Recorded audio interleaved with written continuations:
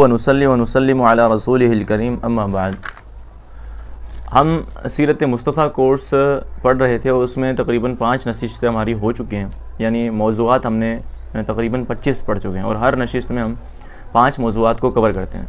اب آگے 26 نمبر سے لے کر 30 موضوع نمبر جو ہے ہم آج پڑھیں گے انشاءاللہ اللہ کے حکم سے، اور دعا فرمائے اللہ پاک بات کو سمجھنے کی، اس پر عمل کرنے کی توفیق عطا فرمائے۔ موضوع نمبر 26 کے اندر جو بات ڈسکس کی جائے گی وہ ہے وحی کی تعریف اور اس کی اقسام۔ دیکھیں سب سے پہلے تو وحی کو جان لیں کہ وحی کہتے کسے ہیں۔ وحی کہتے ہیں اس کلام کو کہتے ہیں کہ جو اللہ تعالیٰ اپنے انبیاء کرام کے اوپر جو ہے نازل فرماتے ہیں۔ یہ اس کی جو ہے تعریف ڈیفینیشن آپ سمجھ لیں گی یہ۔ پھر اس کی مختلف قسمیں ہیں، تو وحی کی اقسام میں آپ کے سامنے رکھتا ہوں۔ پہلے تو اس کو جان لیں کہ اس کی اولاً ابتدائی طور پر 2 قسمیں ہیں۔ ایک وحی مطلوع کہلاتی ہے، تلا یتلو تلاوتاً سے ہے یہ، اور اس کا مطلب ہے یعنی وہ وحی کہ جس کی تلاوت کی جاتی ہے، اور ایک ہے وحی غیر مطلوع یعنی جس کی تلاوت نہیں کی جاتی۔ اس کو اگر اور وضاحت کروں تو قرآن مجید جو ہے جس کی تلاوت کی جاتی ہے اسے کہتے ہیں وحی مطلوع، اور جس کی تلاوت نہیں کی جاتی ہے وہ ہے حدیث، اسے کہتے ہیں وحی غیر مطلوع۔ ہیں دونوں ہی وحی، اور اس طریقے سے اس کی جو ہے قسمیں 2 بن جاتی ہیں۔ اب آگے اس کی ڈسکس کرتے ہیں، کیونکہ وحی جو غیر مطلوع ہے اس کو بھی وحی اس لیے کہا جا رہا ہے کیونکہ اللہ کے نبی صلی اللہ علیہ وسلم جو بھی بات بیان فرماتے ہیں وہ اللہ کے حکم ہی سے بیان فرماتے ہیں، یعنی اپنی طرف سے کوئی چیز بیان نہیں فرماتے ہیں۔ اور اس کی جو وضاحت آپ دیکھیں گے تو سورہ نجم کی آیت کے اندر بھی ہو جاتی ہے کہ اللہ تعالیٰ فرماتے ہیں کہ وما ينطق عن الهوى ان هو الا وحی یوحى، کہ میرے محبوب صلی اللہ علیہ وسلم جو ہیں وہ اپنی طرف سے کوئی بات بیان نہیں کرتے بلکہ جو ان پر وحی کی جاتی ہے وہ اسی چیز کو ہی بیان فرماتے ہیں۔ اب وحی کی جو ہے مختلف صورتیں ہیں۔ امام ابن قیم رحمۃ اللہ علیہ نے کتاب اپنی زاد المعاد کے اندر جو ہے وحی کی مختلف جو اقسام اور صورتیں جو ہیں کو ذکر کیا ہے، جن میں سے بعض جو ہے وہ درجہ ذیل ہیں جو میں آپ کے سامنے رکھ رہا ہوں۔ سب سے پہلی صورت تو یہ ہوتی تھی وحی کی کہ آپ علیہ الصلوۃ والسلام کو سچا خواب دکھایا جاتا، یعنی کوئی خواب آپ علیہ الصلوۃ والسلام دیکھتے اور وہ اگلے دن ویسے ہی روز روشن کی طرح وہ جو ہے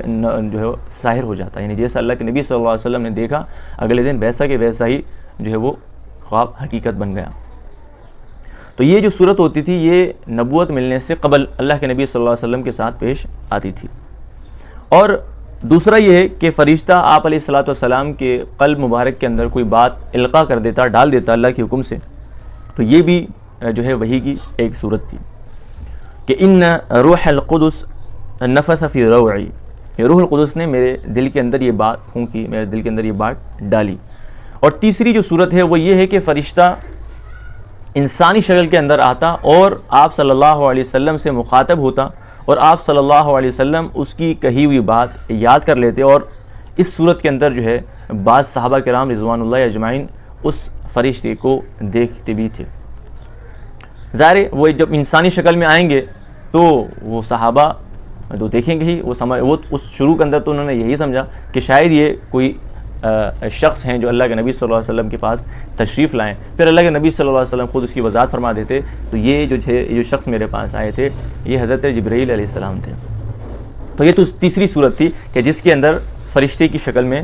فرشتہ جو ہے انسانی شکل کے اندر اللہ کے نبی صلی اللہ علیہ وسلم کے پاس آتا اور وہی جو ہے دے کر جو اللہ کا پیغام تھا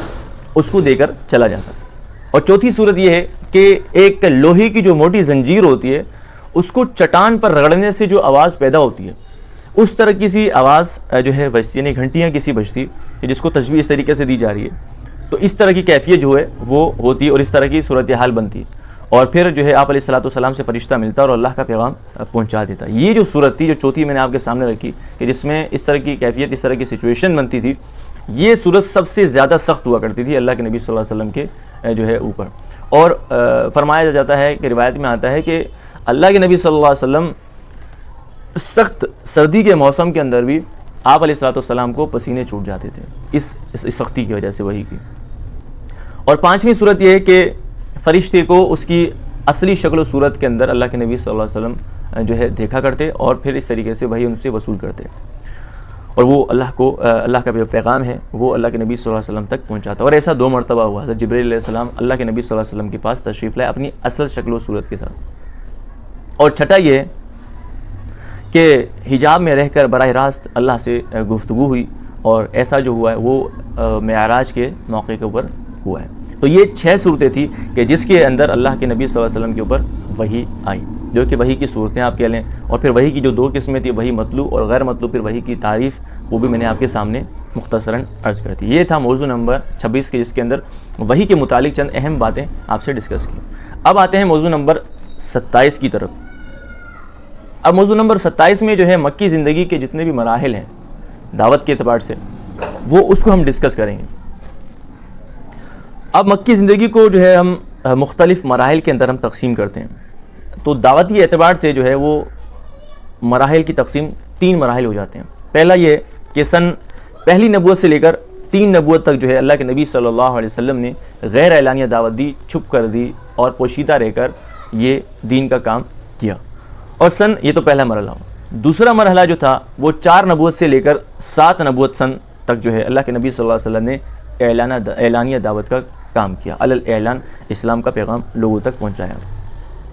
پھر 10 ہجری سے لے کر 13 نبوت تک اللہ کے نبی صلی اللہ علیہ وسلم مکہ سے باہر تشریف لے گئے اور ان لوگوں تک اپنے جو ہے دین کا جو پیغام ہے اللہ اور جو اللہ نے ان کو سپورٹ کیا تھا وحی کے ذریعے سے، اس دین اسلام کو جو ہے انہوں نے مکہ سے باہر کے قبائل تک پہنچایا۔ تو یہ تو تھے 3 مراحل۔ اگر آپ اس کو اور مزید عمومی طور پر اگر دیکھیں گے، ڈیوائڈ کریں گے تو 4 مراحل بن جاتے ہیں، کیونکہ بیچ میں آپ دیکھیں گے تو 2 سال جو گیپ آئے، یعنی میں نے 7 کے بعد ڈائریکٹ 10 ڈسکس کیا، تو 7 نبوت سے لے کر 9 نبوت تک اللہ کے نبی صلی اللہ علیہ وسلم اپنے خاندان کے ساتھ شیعہ ابی طالب کے اندر محصور رہے ہیں۔ تو اگر اس کو بھی اگر آپ اس میں شامل کر دیں تو یہ تقریباً 4 مراحل بن جاتے ہیں۔ پہلی نبوت سے 3 نبوت تک، پھر 4 نبوت سے 7 نبوت تک، پھر 7 سے 10 تک، اور 10 سے آگے 13 تک جو ہے یہ 4 سلسلے جو ہے یہ جو ہے بن جاتے ہیں مراحل دعوت کے۔ اب اس کو ہم ذرا تفصیلی ڈسکس کریں گے، وہ موضوع نمبر 28 کے اندر پڑھیں گے۔ موضوع نمبر 27 میں آپ کو دوبارہ دہرا دیتا ہوں، اس کے اندر ہم نے دعوت کے مراحل ڈسکس کیے کہ اللہ کے نبی صلی اللہ علیہ وسلم نے پہلے غیر اعلانیہ دعوت دی، پھر اعلانیہ دعوت دی، اور اس کے بعد مکہ سے باہر کے قبائل کو دعوت دی۔ اگر اس کو عمومی طور پر اگر آپ لیں گے تو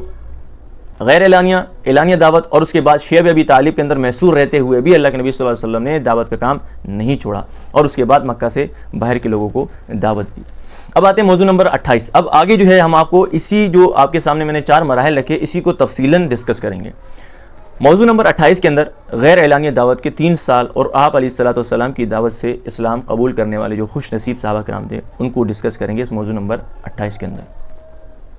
پہلے ہی دن جو مسلمان ہوئے صحابہ کرام اور اسلام قبول کرنے والے خوش نصیب ہیں ان کو میں آپ کے سامنے تذکرہ کرتا ہوں کا۔ آپ صلی اللہ علیہ وسلم کی زوجہ محترمہ حضرت خدیجہ رضی اللہ تعالی عنہ اور بیٹیاں رضی اللہ عنہن، یہ تمام جو ہے یہ پہلے ہی دن سے اسلام قبول کیا اور اسلام میں داخل ہوئے۔ پھر آزاد کردہ جو غلام تھے آپ علیہ الصلوۃ والسلام کے، زید بن حارثہ رضی اللہ عنہ، یہ اسلام لائے۔ پھر آپ علیہ الصلوۃ والسلام کے چچا حضرت علی المرتضیٰ، چچا زاد بھائی حضرت علی المرتضیٰ رضی اللہ تعالیٰ عنہ، یہ بھی مسلمان ہوئے۔ پھر آپ علیہ الصلوۃ والسلام کے محبوب دوست حضرت ابوبکر صدیق رضی اللہ تعالیٰ عنہ، یہ بھی اسلام لے کر آئے۔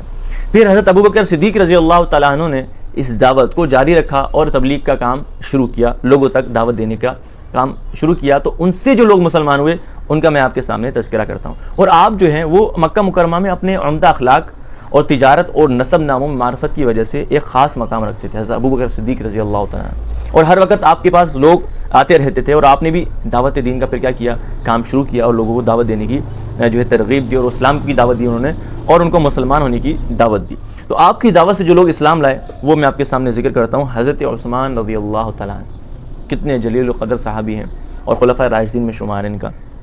یہ مسلمان ہو، یہ کن کی کمائی ہے؟ حضرت ابوبکر صدیق رضی اللہ تعالیٰ عنہ کی کمائی ہے۔ پھر حضرت سعد بن ابی وقاص رضی اللہ تعالیٰ عنہ، سبحان اللہ، کوفہ کے گورنر، اور یہ بھی بڑے جو ہے عظیم اور جلیل القدر صحابہ میں سے ہیں۔ پھر حضرت عبد الرحمن بن عوف رضی اللہ تعالیٰ عنہ، پھر حضرت طلحہ بن عبید اللہ رضی اللہ تعالیٰ عنہ۔ ان 3 سالوں میں کل 40 کے قریب کچھ یا زیادہ لوگوں نے اسلام قبول کیا،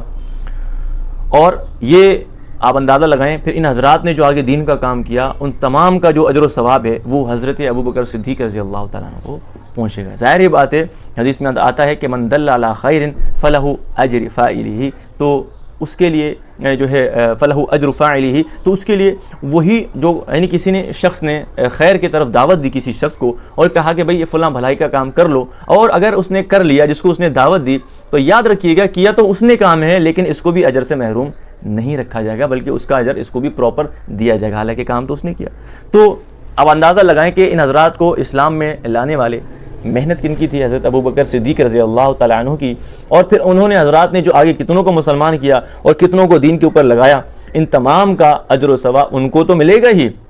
ساتھ ساتھ ان کا جو اجر ہے وہ حضرت ابوبکر صدیق رضی اللہ تعالیٰ عنہ کو بھی اتنا کہ اتنا ہی اجر ملے گا۔ تو ہمیں چاہیے کہ ہم بھی خیر کے کاموں میں زیادہ سے زیادہ کوشش کریں اور کوشاں رہیں، تاکہ ہمارے لیے بھی ایک صدقہ جاریہ کا ایک انتظام ہو سکے، اور جو ہے ایسے کام کر کے جائیں کہ ہمیں مرنے کے بعد بھی اس کا اجر و ثواب ہمیں پہنچتا رہے۔ تو یہ تھا موضوع نمبر 28 کے، جس کے اندر اللہ کے نبی صلی اللہ علیہ وسلم کی دعوت پر سب سے پہلے لبیک کہنے والے، اور پھر جنہوں نے لبیک کہا ان حضرات نے جن کو دعوت دی، ان کی کہنے پر دعوت دینے کے اوپر جو لوگ اسلام لائے، ان کا مختصراً احوال آپ کے سامنے میں نے رکھا۔ اب آتے ہیں موضوع نمبر 29 کی طرف، قریش کا گمان اور عدم التفات۔ ظاہر ہے کہ جب یہ دعوت حضرات دے رہے تھے اور 40 کے قریب 3 سال کے اندر مسلمان ہوئے ہیں لوگ، تو یہ کام کر رہے تھے، تو قریش نے اس وقت رکاوٹ کھڑی کیوں نہیں کی؟ سوال پیدا ہوتا ہے، اور اس وقت انہوں نے روکا کیوں نہیں ان حضرات کو کہ بھائی تم کیا کر رہے ہو، اسلام کی دعوت کیوں دے رہے ہو؟ اس کی کیا وجوہات ہے، وہ اس موضوع کے اندر ہم ڈسکس کریں گے۔ نبی کریم صلی اللہ علیہ وسلم سے جو ہے پہلے مکہ میں کئی ایسے لوگ گزرے ہیں کہ جو دین ابراہیمی، یعنی جو ہے دین توحید، آپ کو پتہ ہے کہ حضرت ابراہیم علیہ السلام نے ہمیشہ توحید کی دعوت دی، تو وہ حضرات، وہ بوڑھے بزرگ حضرات، ان لوگوں نے اسی دین کے اوپر قائم رہتے ہوئے ہمیشہ توحید کو اختیار کیا، وہ شرک سے بچے رہے، اور دیگر برائیوں کو بھی وہ ناپسند کرتے اور بالکل بھی اس کے اندر شریک نہیں ہوتے۔ اور نبی کریم صلی اللہ علیہ وسلم بھی چونکہ شرک کو شدید ناپسند کیا کرتے تھے، تو مشرکین نے بھی یہی سوچا کہ شاید یہ بھی وہ دین ابراہیمی سے ہی تعلق رکھتے ہیں اور یہ بھی انہی بزرگوں میں سے ہیں، لہٰذا اتنا کوئی خاص ہمیں ان سے فرق نہیں پڑتا ہے، اس لیے ان لوگوں نے ان کو چھوڑ دیا اور کوئی ان کو تکلیف نہیں دی۔ اور جو شخصیات تھی جو پہلے زمانے کے اندر ہوا کرتی تھی، یعنی دین ابراہیمی پہ چلتے تھے لوگ، ان میں سے چند ایک نام میں آپ کے سامنے رکھتا ہوں۔ امیہ بن ابی سلط اور قس بن ساعدہ، زید بن عامر بن نفیل، یہ حضرات جو ہیں یہ اس وقت تھے، اس زمانے کے، جو دین ابراہیمی پہ چلتے تھے اور شرک کو ناپسند کرتے تھے۔ تو اس وجہ سے جو ہے قریش نے یہی سمجھا کہ شاید یہ بھی انہی کی طرح ہیں، اور جو ہے ہمیں تو کوئی تکلیف نہیں دے، چلنے دیں ان کو، اپنا کام کرنے دیں، کوئی مسئلہ نہیں ہے۔ تو اس لیے غیر اعلانی دعوت کے عرصے کے اندر قریش نے ان کو کوئی چھیڑخانی نہیں کی، کوئی تنگ نہیں کیا، اور ان کو اپنا کام کرنے دیا۔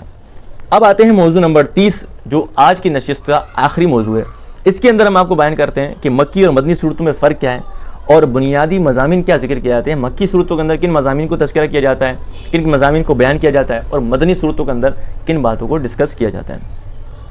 دیکھیں، عموماً آپ نے اکثر یہ سنا ہوگا کہ مکی صورتیں وہ ہوتی ہیں جو مکہ میں نازل ہوئیں، یہ بات کہی جاتی ہے، اور مدنی صورتیں وہ ہوتی ہیں جو مدینے میں نازل ہوئیں۔ حالانکہ بات اس سے تھوڑا سا ہٹ کر تھوڑی سی مختلف ہے۔ مکی صورتیں وہ ہیں جو ہجرت سے پہلے نازل ہوئیں۔ اصل جو تعریف ہے مکی صورتوں کی وہ یہ ہے کہ وہ صورتیں جو ہجرت سے پہلے نازل ہوئیں تو وہ مکی کہلاتی ہیں، اور مدنی صورتیں جو ہجرت کے بعد نازل ہوئیں وہ مدنی کہلاتی ہیں۔ اگر آپ دیکھیں گے تو کچھ صورتیں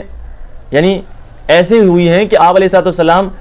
سفر پتے مکہ میں نہیں تھے، لیکن ان صورتوں کو، حالانکہ مکہ میں نہیں تھے، ان صورتوں کو بھی مکی کہا جاتا ہے، اس لیے کہ وہ ہجرت سے پہلے نازل ہوئی، حالانکہ آپ علیہ السلام تو مکہ میں نہیں تھے۔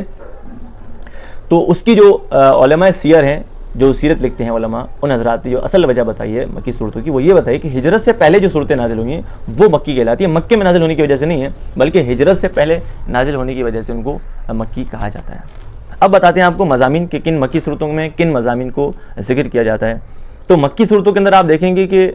تمام عقائد، توحید اور توحید کا اثبات، شرک کی نفی اور دین اسلام کی دعوت، اور مرنے کے بعد کے جو حالات ہیں، قیامت کے واقعات جو ہیں، ایمان، عقائد، ان تمام چیزوں کو ذکر کیا جاتا ہے۔ یعنی بالفاظ دیگر کہ اس میں ان صورتوں کے اندر آپ کو کوئی احکامات نہیں ملیں گے، کوئی کام یعنی جیسے روزہ، نماز، زکوٰۃ، حج وغیرہ، یہ کوئی چیز آپ کو نظر نہیں آئے گی۔ اس کے اندر صرف عقائد پہ بحث ہوگی، مرنے کے بعد کے حالات، قیامت، ایمان، ان تمام چیزوں کی، توحید، شرک سے بچنے کی نفی، بس ان چیزوں کا تذکرہ ہوگا۔ جبکہ جو مدنی صورتیں ہیں ان کے اندر خاص کر احکامات، مسائل، ان تمام چیزوں کو ذکر کیا جاتا ہے، جیسے نماز، روزہ، حج، جہاد، نکاح، طلاق وغیرہ، ان تمام چیزوں کو ان جو ہے مدنی صورتوں کے اندر ذکر کیا جاتا ہے۔ تو یہ تھے آج کے 5 موضوعات کہ جو میں نے آپ کے سامنے مختصراً جو ہے کر کے آپ کے سامنے پیش کیے۔ امید کرتا ہوں اللہ تعالیٰ سے کہ آپ حضرات کو اچھے سے سمجھ آیا ہوگا۔ باقی اس کے اندر کوئی کمی بیشی ہوئی تو اللہ سے دعا ہے اللہ تعالیٰ اس کو اپنے فضل سے معاف فرمائے۔ انشاءاللہ یہ سلسلہ آگے تک بھی جاری رہے گا۔ آپ حضرات سے گزارش ہے کہ جڑے رہیں تاکہ آپ کو بھی اس سے فائدہ حاصل ہو۔ وآخر دعوانا ان الحمد للہ رب العالمین۔